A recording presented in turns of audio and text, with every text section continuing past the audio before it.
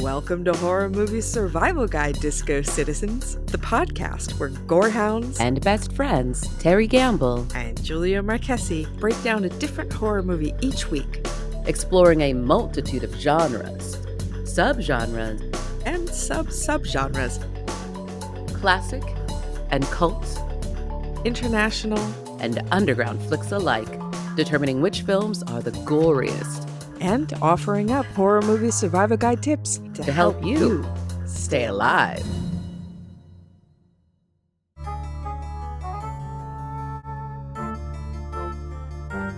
Welcome to Horror Movie Survival Guide, Disco Citizens. I am Julia. And I'm Terry. Oh my goodness, Julia. Are we on film? Well, and not if you're listening to us. We are covering 1981's Possession. Ooh. Title of this episode is No One is Good or Bad, and the tagline is it desire or violation, devotion or bondage? Your hidden fears will be aroused. That's the whole tagline? Yeah. That's a long tagline. That's a lot of tag. Yeah. It's bringing you in. Okay. So this was scintillating. Written by Frederick Tusen and directed by, and also written by Andrzej Zulawski, and he was also the director. Now, this is one of the infamous video nasties. Yeah. Was definitely banned and cut down a lot.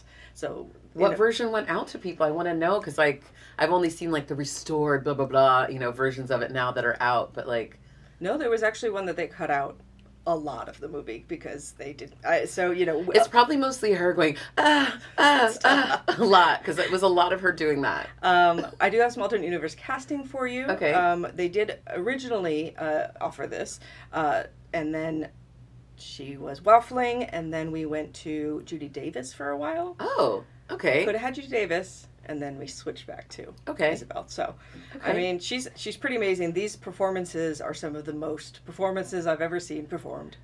They're very intense. And I was around the same time I first watched this, I had watched something else with Sam Neill where he's also eating all of the scenery, and I was like, wow, he's good at being a wild man. But from within, good. Which also feel like I want to make out with him because of, I'm being straight up, being honest. I want to make out with him. I think he's so hot.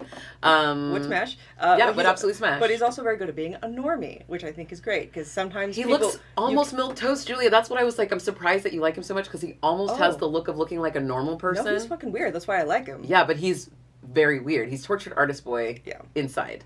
Yeah. Now, I had never seen this movie before. I had heard many things about it. This was your first time watching it? It was. I watched this before you? Mm-hmm. What? Because I thought we were supposed to go to a screening together at one point that whatever happened, life. Mm-hmm. Oh my God, Julia. So, tell me everything. Let's get into it. Oh my God. We got things to say. Oh my God. So we open with our man, Sam. We would also like to call him Two Paddocks because that was his Twitter handle for his little farm. Two Paddocks. I know, and he would be out there with his little sheep and stuff and making tea or whatever and just living his best little farm life. What a cutie. So cute.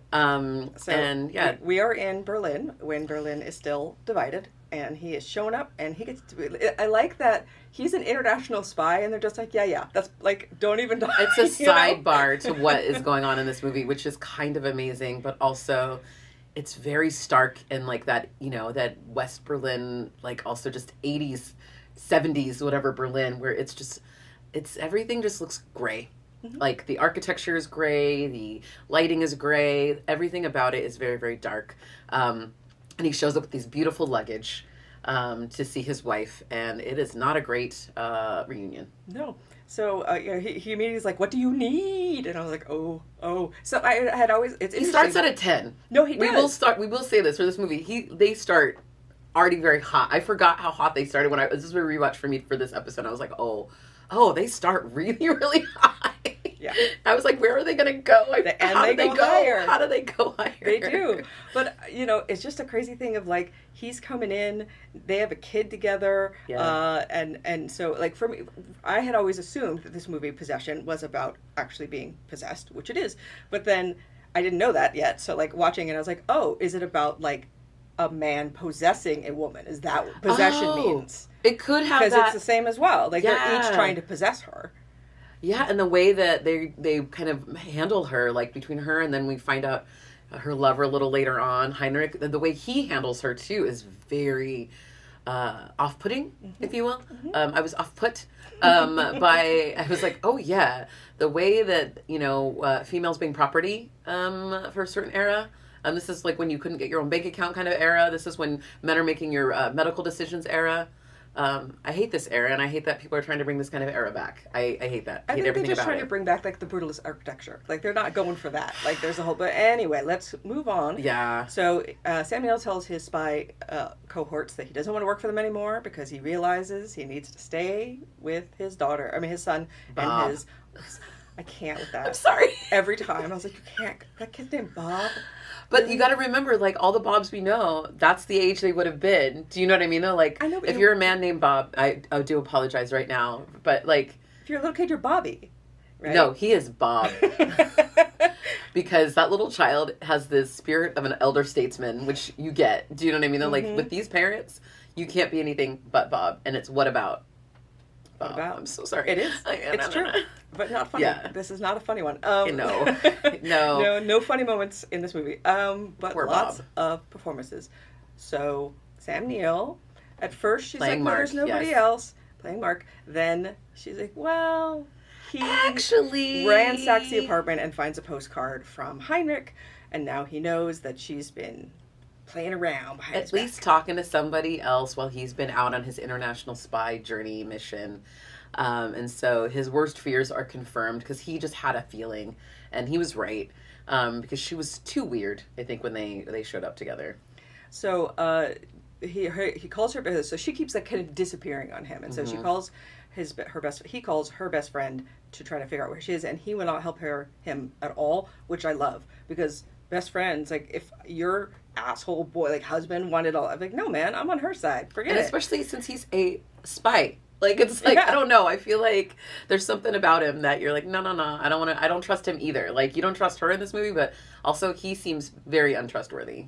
And he immediately, I feel like this is the most guy thing about this movie, is like, when he finds out she has lover, first thing he's like better in bed, is that the thing? Like, immediately it gives me High Fidelity, because that's like, Rob Gordon's like, nobody in the history of the world has better sex than you are having with him in my head, like that kind of thing. Oh yeah, that's absolutely that. And just like, you feel like you can, like, can I fix that? Or that's like a thing that's unfixable, I guess, for some guys. They're like, well, if he's better then I can't top it, really. Or he'll try, but he's gonna try. Yeah, and just so much angst going through all of this, and she's talking about how feelings change and how, all the things that they're talking about. It is so emo, this movie. If you are an emo person, this is a movie for you, but it is a lot. I'm sorry, I was giggling way too much on the second watch. What? It made me laugh so hard. You laughed at this fucking movie? What? The whole time. The whole time. But it's like, again, it's like I said, it's my second watch. So I was like, because I remembered it like very differently. And then watching it this time, I was like, these people are literally insane from the very beginning. And seeing it this time, I was like, yep. She's like, oh, my feelings have changed. No. What do you feel? Do you feel anything from me now? And just, it's very dramatic. So they meet in a cafe, discuss the terms. They decided they're going to go separate ways. He's like, fine, I don't see my kid anymore. And she's like, you can't do that. And she has a big freak out, says no one is good or bad, but if you want, I'll be the bad one.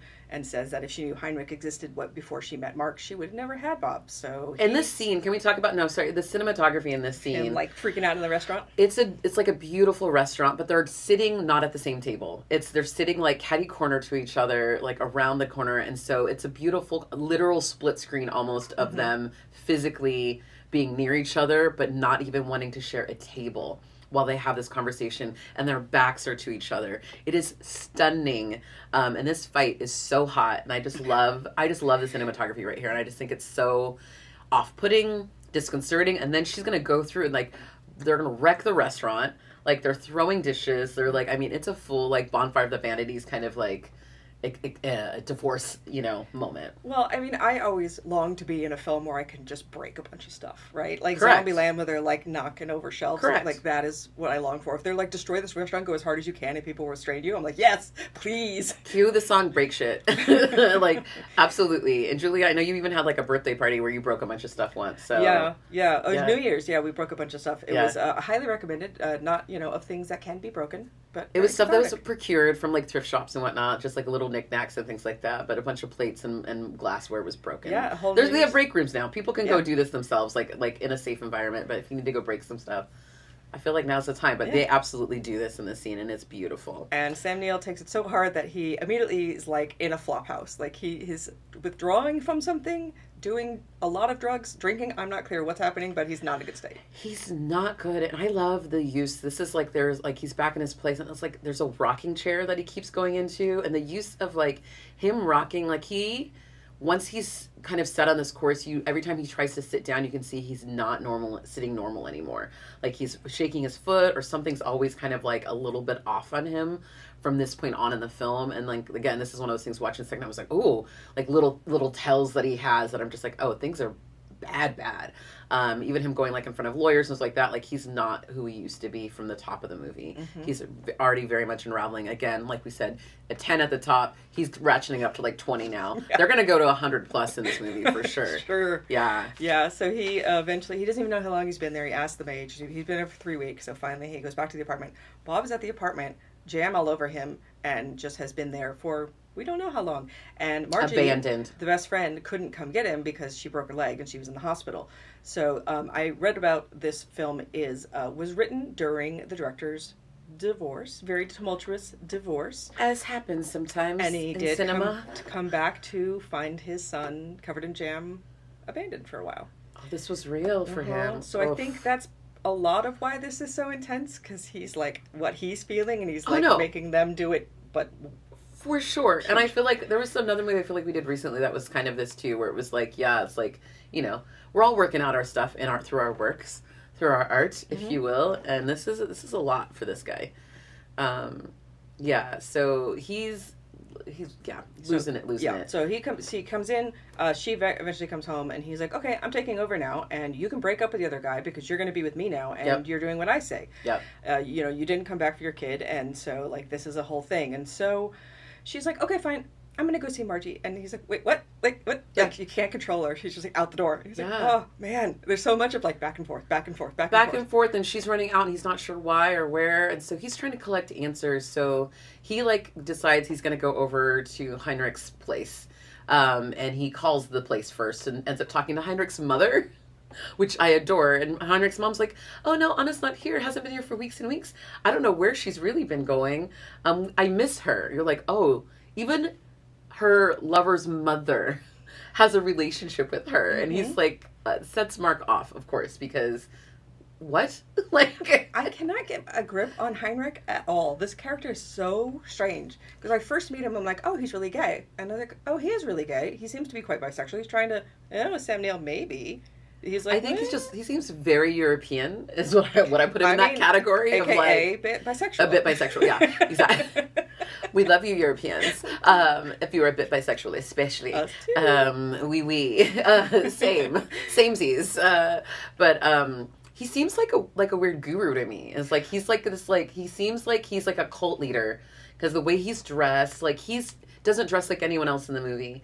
Everyone else has got that Eastern European stark like suits and dark colors. He's wearing white. He looks like she should be on the Riviera. Correct. But this is another high fidelity thing, because who is cheating on Rob Borden's girl is Tim Robbins in that stupid guru outfit, right? He's the like, let's work it out, man, and like that makes him even angrier. And I was this is exactly like that. He's like, we just talk about it, because that's going to set you off even more if that other guy is cool. Right? It's like if you're dealing with somebody who's, whatever, who's just like you or is like harder than you feel like, oh, okay, I get it. She butched it up. But she went for somebody who was soft, loves his mother. Yeah. Like, do you know what I mean? Though? Like, has like this beautiful, like, kind of relationship, and also was like, oh, I've been helping her. Yeah. Well, like, he does say, I don't feel like I have the right to change anybody. Whether or not that's true, I feel like that's such the difference from Mark that he's like, okay, you be you. And like doesn't try to change her. Yeah. He lets her flow, where Mark is like, no, I need structure, because his life and the other outside is so much more wild. So, yeah. But Heinrich handles him very deftly. They have a big old fun fight. Mm-hmm. And Heinrich is actually very strong. Even though he's the peace guy, he knows how to diffuse Mark. Yeah, because he's probably taken like martial arts and stuff. So. Yeah, because he's like, I've studied all the masters. Yeah. and gets him all bloody in the face, and it's just it's a moment. So so he goes back home and has another drag out fight with Anna, and at one point she smacks him, and the shot, like his turning towards the camera after she smacks him, and he says like, do it again, and when he said it, I was like, oh, does he like it? Is it now a thing? Like, he's like, oh, hit me again, but it isn't. It's just him like egging her on to hit so he can hit her. But it still kind of feels that way, and I'm gonna enjoy it that way anyway. But yeah, there was a moment absolutely. I was like, oh, is this movie we're gonna go in that direction? Okay. I wouldn't mind if it No, did. me neither. I was like, ooh, yeah, okay. Yeah. Pretty hot. So now we're going to get an investigator involved, because what's she going to do when you're trying to figure out what your girl is doing? Because, we found out, from Heinrich and everybody that's like, nah, she ain't been coming here. He wants to know, where the heck has Anna been going? So he gets this lovely investigator. But he's a spy. I know, but it's hilarious that he hires this guy that's clearly like, why would you do that? Below his pay grade. Yeah, just do it yourself, man. You're a fucking spy. Because she's going to notice if it's him. He's also obviously having some issues, like stability wise. Like he's already he's cracking. And I would like to mention that both actors, the lead actors in this movie, both said that this movie kind of broke them. I could see that. They were probably in it too long. On the edge of like really going over the edge. Well, they were in it for so long, it looks like. How many months did they shoot? I'm curious. I don't think it was that long. It was like 6 weeks or something. But like the things that you have, like they're asking. That's enough. Because they're also, again, like we talked about, they're at the top already from the top of this movie. And I don't know what order they shot in. But if you're having to ratchet to how you ratchet in this movie. What are you doing before that shot, right? Like they're already there when you come in. So like they've already been doing You're constantly catching them in the middle of just hate for each other. I do like that Margie, her best friend, says that she loves seeing Mark miserable, though. I think that's great. That's a good best friend. That is a good best friend. Julia, I think we've been that for each other over the years. Sure. We root each other on, and we will cheer our friends and cheer against the foes.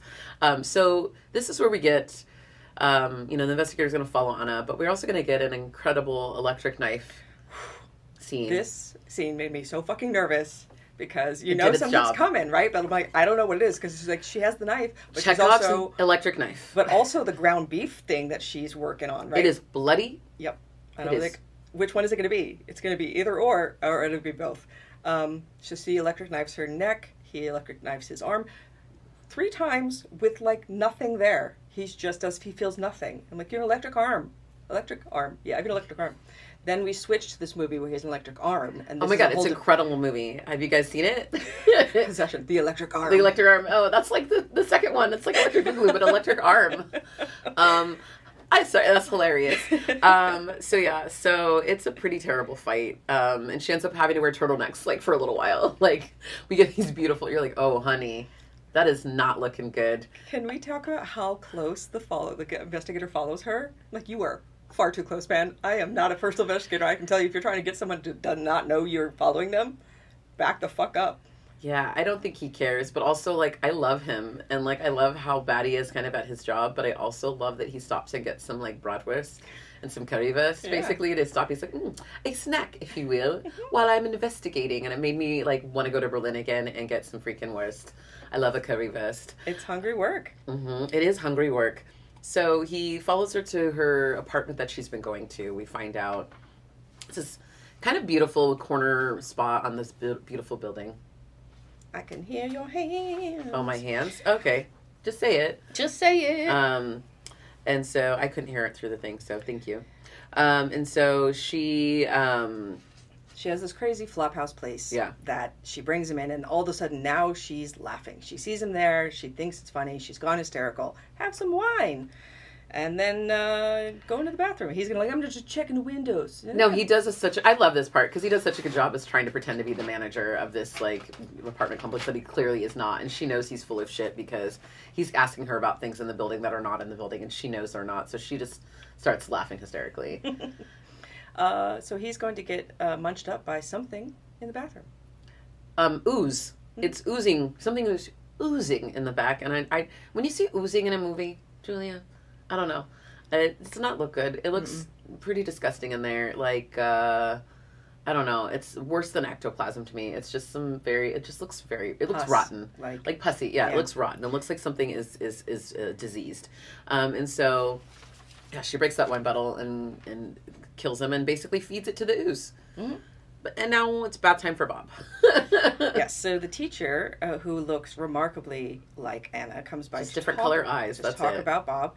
And this also reminded me of The Brood that we covered a few weeks ago. We're like, hey, your teacher, come on in. Can you actually just like watch my kid while I go out? Exactly the same. I had the same thought. Yeah, I was like, oh, this poor teacher. And she's like, yeah, teachers are amazing. Thank you, teachers. But you know, the weight that is put on them here. But then Heinrich shows up, and then there's an unlikely team up because they're like, all right, let's figure it out together, man. Yeah. I was like, okay. Well, they're both worried about her, and so it's like, well, since we do both love her, like, let's go. So there is a moment where and I'm not clear if him and the teacher do actually have sex. She says, you don't have to make love to me. He says, I'm not trying to. But then they laugh, and I'm like, is it a haha before you do it, or are you actually just going to sleep because she's naked and all? I think they do it. Like, I feel like they do it. I don't know. They're confused people in the I think they're going to do it. If they're naked, I think that implies that something has happened. Yeah? Uh-huh. That's why it's got the video nasty. Let's talk about it. Yeah. Naked people in bed talking Julia. The other detective that he had hired comes to be like, hey, so my partner didn't come back last night, and he's my partner in like both senses of the word, and I don't know where he is, so where did he go? Yeah, so they're looking. In the midst of things too, we're also going to get a videotape that's delivered to Mark of Anna at work as a dance teacher, and she's a bitch. Like, she's one of the meanest teachers. Yeah, it's Heinrich filming her. Yeah. So I don't know if he's a ballet master or she used to be a ballet. We don't know. But yeah, she's inflicting some pain upon some ballerinas in a very mean world. She's very masochistic, little. And so we're learning a little more about her. We're like, oh, she's tougher than she gave us on the top. Like, you thought maybe she was like, oh, I'm a frail woman losing my mind. But it's like, no. You are a badass. And that's also, like, tete-a-tete, I think, why these guys like her, too. There's something very powerful about her. Yeah, ballerinas are tough. Very, very strong. You are in pain all the time and just, like, going through it. And trying to make it look light and beautiful. Right. Correct. So the creature in the bedroom, the other partner comes in, and she's like, oh, he's very tired. He made love to me all night. And you're like, what? And then we're going to attack and shoot the policeman. So we have now 2 private investigators. Dead. Wow. That tried to find her. They were just trying to help. They were just trying to help, but they did not know what they were up against. Yeah. When you're up against the supernatural in a world that seems normal, there are going to be problems. They're basically falling into this like Lovecraft trap, is what it's a Lovecraft trap. Yeah. Sorry, I'm thinking about the Parent Trap, and that's all I've got. I've never seen the Parent Trap. No, Julie, I'm gonna have to leave right now. I'm gonna watch it this weekend, my friend. Okay, I'm so sorry. I've never seen it. I have no interest, but I'm sure it's great. So Samuel comes upon her packing at home, and she's given Lady Macbeth. She's doing the hand wringing out damn spot kind of thing, where she's tipping towards insanity. And then we have the scene that people talk about for this movie, which is what scene, Julia? The subway scene in which she's going to freak out. Lose your damn mind. Yeah, I was like, this is really an actress losing her mind. I was like, it would, but I think it would be fun because I don't know if you remember, but when we lived in England together at UEA, they were doing Clockwork Orange. Yeah. And I auditioned for Alex. There was like gender blind casting, and so the audition was come in. They're going to play Beethoven, and you need to freak out, and that was it. And I did it, and I thought it was the funnest audition I ever did. Like afterwards, like that was awesome. So just you set yourself free. Yeah. I think that this does not look like that kind of fun. This looks very sad and very uncomfortable, and it makes me very uncomfortable. Yeah, she loses her mind, and this is like I feel like all the like stills from this movie that you see, for advertising it are usually from this particular moment, where she's losing her mind, and she is, writhing, shaking, everything possible, convulsing, like basically just she's going through. She looks absolutely possessed, and this is the moment where you're like, she's possessed, and there's something absolutely wrong with her. So Heinrich is gonna show up to this apartment finally. He brings flowers for her and tries to like romance her basically and seduce her in the apartment. It does not go how he thinks it's gonna go. No. He's like telling her like, I showed you the door to God, and he's having this like kind of metaphysical conversation that you get. He's one of those like, again, guru kind of metaphysical people, but he doesn't understand what metaphysics he's up against. Sure. Still. So he goes to look at the creature, and it makes him blind. So you're like, oh. Powers. again, very Lovecraft, right? So it's just like, okay, there's this weird beast and he's losing it. And so much so that he freaks out after he's seen it, and he ends up, connecting with Mark, and Mark meets him at this pub. And it's not going to go well for Heinrich. He does get stabbed in the armpit, which is great. Yes. And he did show up on his motorbike in that fabulous white outfit, and I was like, that is a fantastic outfit. And I was like, I know why he's wearing all white. It is, again, anytime a horror movie and someone is wearing all white, we know. You're about to get drenched, sir. You're about to get drenched in blood, right? You're about to die real beautifully. And he does.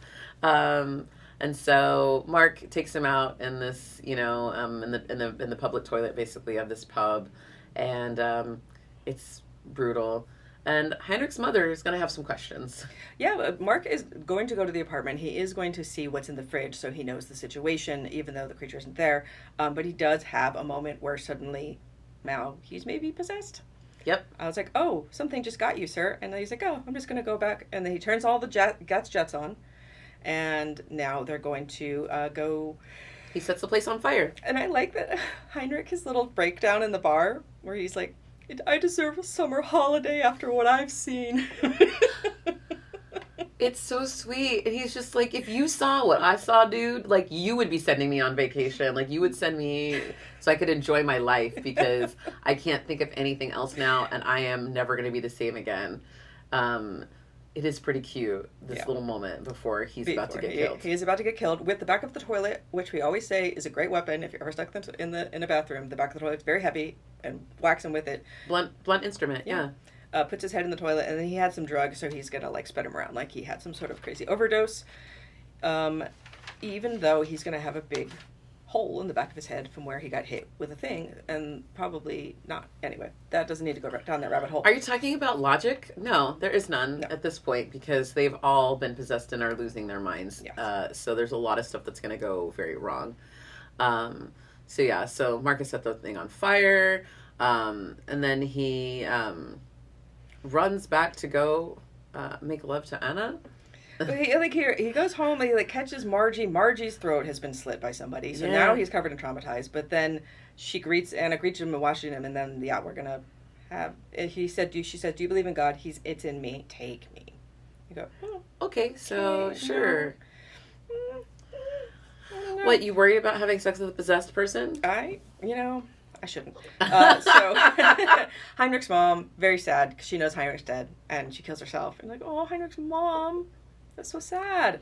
She's like, I love her conversation because she's also very spiritual, and you get where Heinrich kind of gets it from.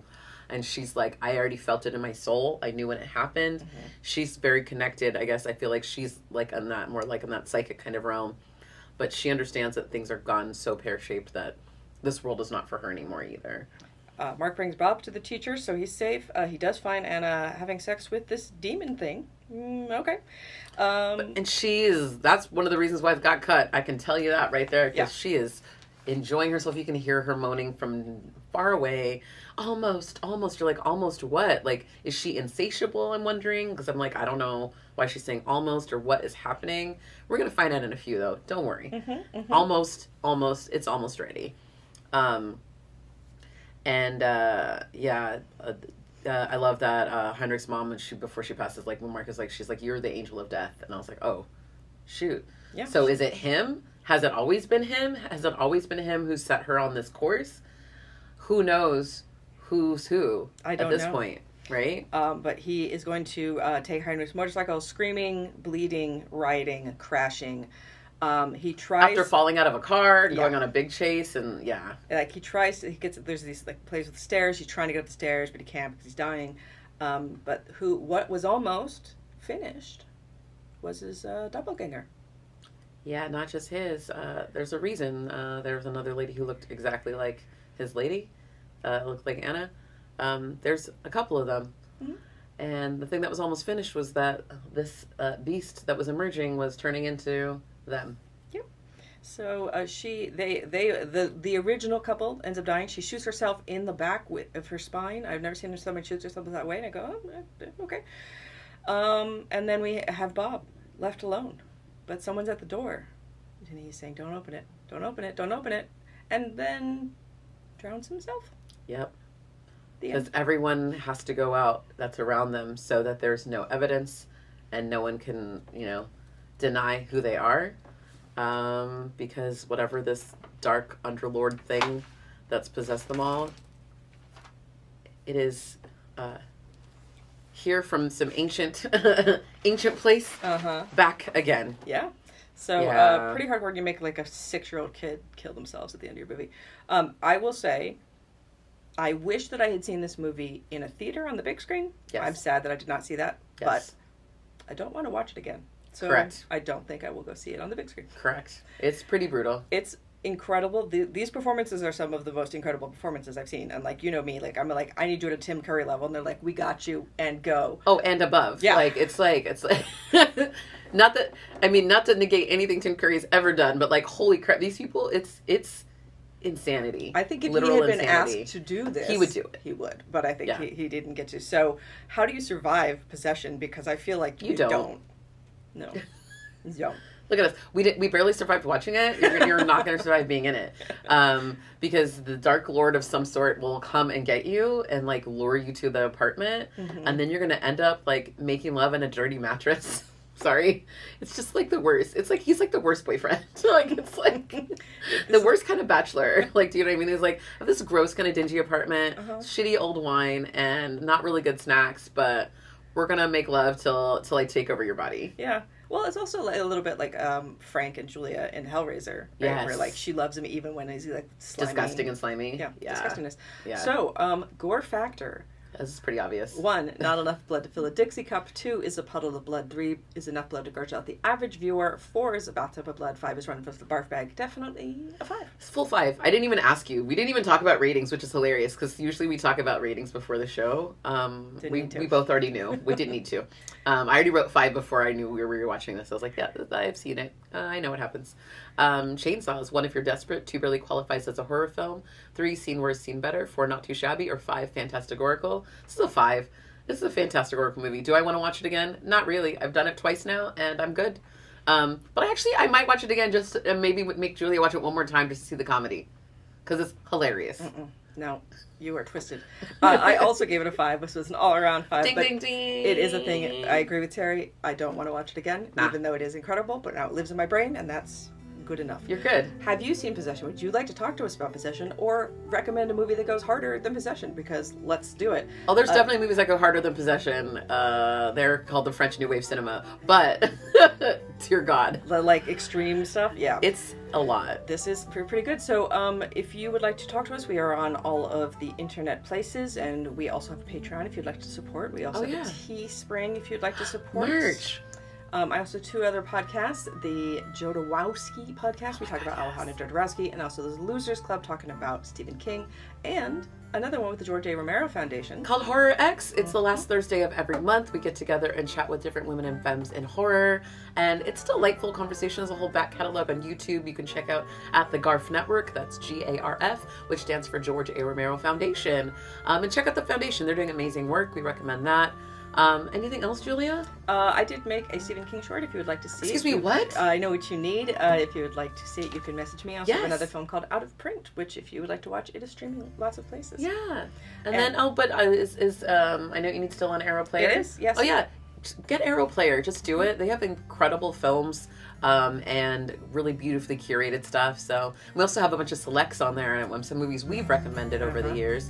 So check it out on the platform. Thanks so much. Thanks for listening. Don't get possessed this week, yo. Oh, I'm already possessed. By you, Julia. I did it all for you, Julia. That's just a body swap, though. I mean, what's the, Oh my God. That is basically not Parent Trap, but Freaky Friday. So anyway, in the same realm. Yay, 1970s. Okay, bye.